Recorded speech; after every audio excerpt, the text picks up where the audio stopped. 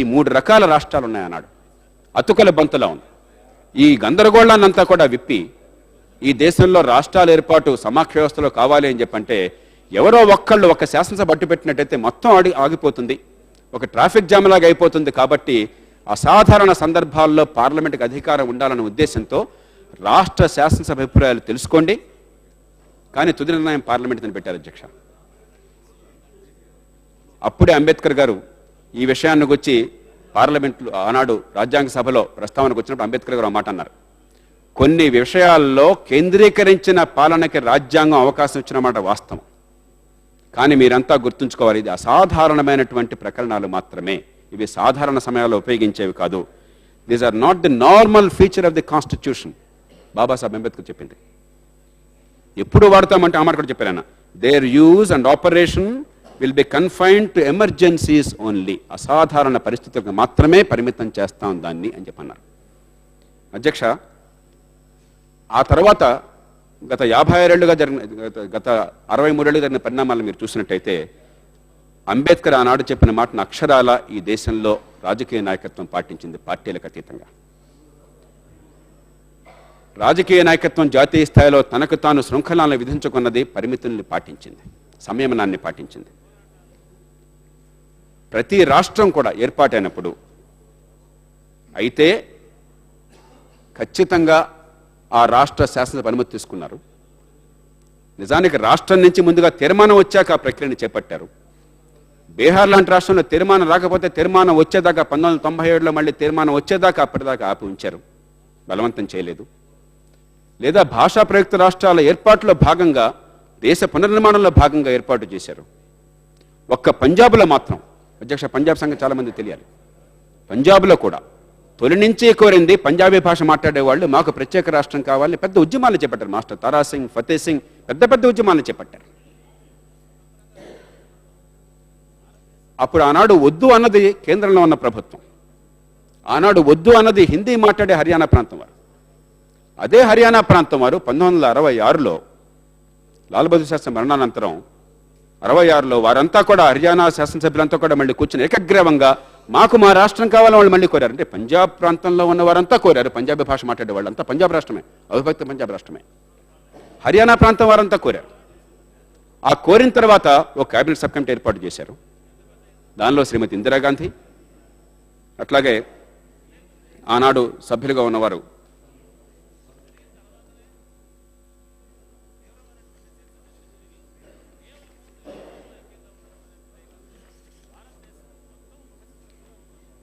YB Chavan, Mahavir త్యాగి అధ్యక్ష, గౌరవ సభ్యులు, కేబినెట్ సభ్యులు.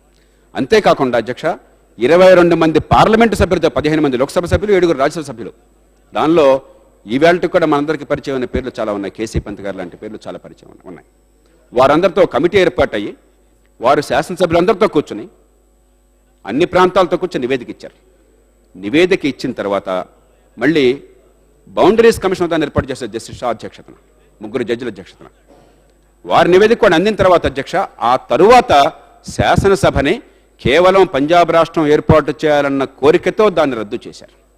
పూర్తి ఏకాభిప్రాయం అన్ని ప్రాంతాల్లో వచ్చిన తర్వాత ఆ కారణంగా ఒక పంజాబ్ రాష్ట్రంలో శాసనసభ నుంచి ప్రత్యేకంగా ఒక తీర్మానం కానీ లేకపోతే అనుమతి కానీ కనిపించట్లేదు. కానీ ఆ ప్రక్రియను మీరు చూస్తే అర్థమవుతుంది అధ్యక్ష. ఈ రాష్ట్రాల పునర్విభజన సంఘం ఇవాళకి కూడా నివేదిక చాలా ప్రామాణికమైంది. చాలా సంక్షిప్తంగా, చాలా స్పష్టంగా, సూటిగా, గందరగోళానికి తావు లేకుండా దూరదృష్టితో ఎంత అద్భుతమైనటువంటి సూచనలు చేశారో మనకు అర్థమవుతుంది అధ్యక్ష. ఎస్ఆర్సీ ఏమన్నది అధ్యక్ష, and I quote, any measure of reorganisation which is likely to create tensions and disharmony, సమాజంలో ఉద్రిక్తతలు పెంచేది కానీ లేదా వివిధ వర్గాల మధ్య సామరస్యాన్ని చెడగొట్టేది కానీ అలాంటి రీఆర్గనైజేషన్, అలాంటి పునర్వ్యవస్థీకరణ, it will weaken the sense of unity of India, దేశ ఐక్యతకే భంగం కలిగే ప్రమాదం అన్నది. కాబట్టి such a measure should not be countenanced. అధ్యక్ష, I'm quoting verbatim the SRC. అధ్యక్ష, ఎస్ఆర్సీ మరో సందర్భంలో అన్నది, the links between the units and the nation should be strong. రాష్ట్రాలకి జాతీయ స్థాయిలో దేశానికి మధ్య ఉన్న బంధాలు బలంగా ఉండాలి. So that under the stress of regional loyalties the nation, the union does not fall apart. అలా కాకుండా ఉన్నట్టయితే under the stress of regional loyalties, ఈ ప్రాంతీయ వైరుధ్యాల కారణంగా జాతి ఐక్యతకే ముప్పు వచ్చే ప్రమాదం అన్నది జాగ్రత్తగా ఉండాలన్నారు అధ్యక్ష. ఇంకో మాట అన్నారు అధ్యక్ష, ఇంటర్నల్ అడ్జస్ట్మెంట్స్, దేశం లోపల అంతర్గతంగా మనం ఏర్పాటు చేసేటువంటి ఏర్పాట్లు, internal adjustments should not lead to మ్యాల్ adjustments at the inter state and national level. దాన్ని దృష్టిలో ఉంచుకున్న అధ్యక్ష, 1987లో సర్కారీ కమిషన్, మన రాష్ట్రానికి చెందినటువంటి స్వర్గీయ ఎన్టీ రామారావు గారు ఆనాటి ముఖ్యమంత్రిగా ఉన్నారు వారు, ఇతర రాష్ట్రాల్లో కాంగ్రెస్ ఇతర రాష్ట్రాల ముఖ్యమంత్రి కూడా ఫెడరల్ వ్యవస్థని బలోపేతం చేయాలని చెప్పన్న కోరిక గట్టిగా డిమాండ్ చేస్తే సర్కారీ కమిషన్ ఏర్పాటైంది. ఆ కమిషన్ వారు 87లో అన్నారు అధ్యక్ష, 1950 నుంచి రాజ్యాంగంలో 3వ అధికారం వచ్చిన దగ్గర నుంచి ఆనాటికి 20 చట్టాలు వచ్చినాయి 3వ ఆర్టికల్ కింద. In each of these cases సర్కారీ కమిషన్ అంది అధ్యక్ష, they were done either with the consent of the states affected or on recommendations of a committee or commission set up for the purpose.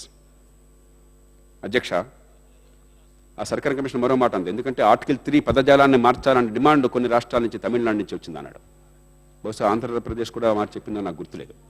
అది కూడా పరిశీలించి వారు అన్నారు, questions relating to readjustments of boundaries of some states still remain unsettled. ఇంకా కొన్ని సరిహద్దుల వివాదాలు ఉన్నాయి, సరిహద్దుల వివాదాలు. Therefore, the need for Articles 3 and 4 in the present form has not disappeared. కాబట్టి కొంతకాలం కొనసాగటం అవసరం చెప్పారు అధ్యక్ష. అధ్యక్ష, పుంచి కమిటీ ప్రస్తుతం దేశంలో జాతీయ స్థాయిలో అధికారంలో ఉన్న యూపీ ప్రభుత్వం ఏర్పాటు చేసినటువంటి పుంచి కమిషన్ అధ్యక్ష, వారు కమిషను, మా పరిపాలనా సంస్కరణల సంఘం అడ్మినిస్ట్రేటివ్ రిఫార్మ్స్ కమిషన్ రెండు కూడా విజ్ఞాన భవన్ అనెక్స్ నుంచే పనిచేసినాయి. కాబట్టి నేను చూసేవాడిని, వాళ్ళ బోర్డు అది చూసాము, వాళ్ళతో అప్పుడప్పుడు మాట్లాడుతుండేవాడిని. వారేమన్నారు అధ్యక్ష, ఈ ప్రభుత్వం ఏర్పాటు చేసిన commission, in practice it is rarely possible for parliament to ignore the views of the states. The central government cannot కన్సీడ్ to the demand for a separate state unless such a proposal is received from the state. అధ్యక్ష, ఈ సాంప్రదాయాన్ని మర్చిపోకూడదు. ఖచ్చితంగా తెలంగాణ రాష్ట్రం ఏర్పాటు కావాలి, నాకు ఏమాత్రం అనుమానం లేదు. దానికి మార్గం కూడా చెప్తాను, 3 అంశానికి వస్తాను నేను. కానీ రాష్ట్రంలో అందరినీ ఒప్పించి చేయాలి తప్ప బలవంతంగా మేము ప్రభువులం, మాది రాచరికం లేదా మాది సామ్రాజ్యం, మీరు మా మాట వినాల్సిందే అని చెప్పంటే అధ్యక్ష చాలా ప్రమాదం వస్తుంది. ఉదాహరణకి రాయల తెలంగాణ ప్రతిపాదన వచ్చింది. తెలంగాణ ప్రాంతం అంతా ఏమన్నది వెంటనే, మాతో మాట్లాడకుండా, మమ్మల్ని సంప్రదించకుండా, మా అభిప్రాయాన్ని పరిగణలో తీసుకోకుండా, మా అభిమతాన్ని పట్టించుకోకుండా, మమ్మల్ని ఒప్పించకుండా మీరెవరు ఇష్టం వచ్చినట్టు చేయడానికి అని చెప్పని తెలంగాణ ప్రాంతం అంతా కూడా వెంటనే బంద్కి దిగింది అధ్యక్ష.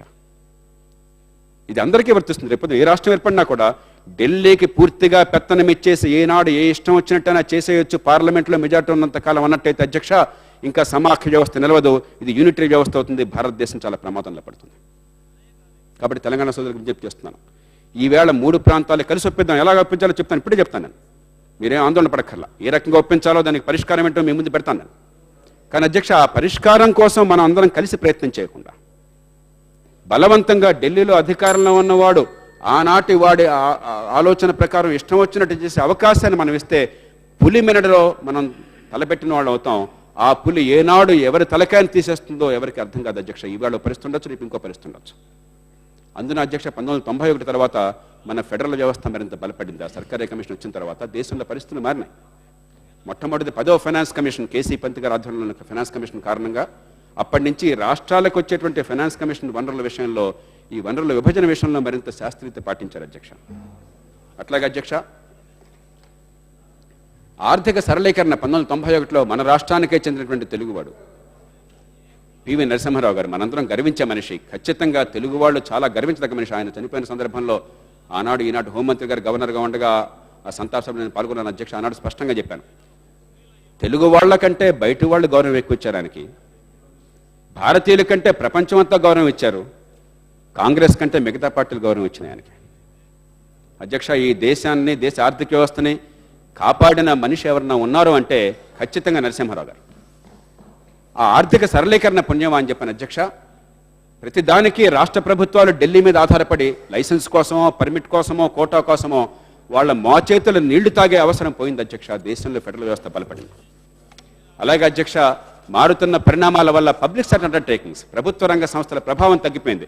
హైదరాబాద్లో ఎన్నో ప్రభుత్వ రంగ సంస్థలు వచ్చినాయి. కేరళ వాళ్ళు ఇప్పటికీ కూడా పెడుతుంటారు, కాంగ్రెస్ వాళ్ళంతా కూడా ప్రభుత్వాలన్నీ కూడా హైదరాబాద్కి ఇచ్చినా మాకు ఇవ్వలేదని చెప్పని. కానీ ఈవేళ ప్రత్యేకంగా కొత్త ప్రభుత్వ రంగ సంస్థలు పెట్టే అవకాశం చాలా తగ్గిపోయింది అధ్యక్ష. ఉన్నది ఎలా పోగొట్టుకోవటమా, దానిలో డిజిన్వెస్ట్మెంట్ అట్లాగా ఆలోచిస్తున్నారు, కానీ కొత్తగా పెట్టుబడుల అవకాశం చాలా దాదాపు సన్నగిలింది అధ్యక్ష, చాలా పరిమితమైన రంగాల్లో తప్ప.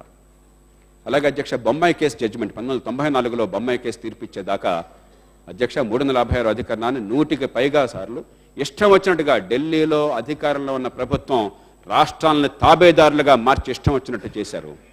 అత్యధిక సందర్భాల్లో కాంగ్రెస్ పార్టీ అనుచితమైనటువంటి రాజ్యాంగ ఉల్లంఘనకు పాల్పడితే జనతా ప్రభుత్వం రాగానే 1977లో వాళ్ళు ఆపనే చేశారు.